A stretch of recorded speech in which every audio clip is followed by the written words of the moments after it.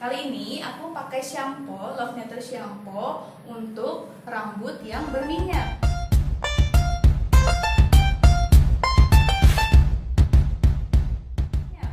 Karena di dalam kandungannya ini ada nettle dan lemon. Nettle itu adalah sejenis tanaman obat dan juga bisa berfungsi untuk mengurangi infeksi pada kulit. Kadang kan kita suka gatal-gatal ya. Nah, nettle ini berfungsi untuk mengurangi infeksi pada kulit kepala dan juga bisa mengurangi kadar minyak pada rambut kita.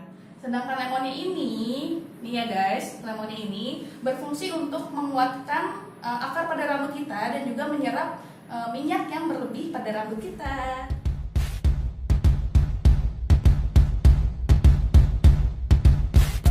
Jadi sekarang aku mau mandi dulu ya. Udah.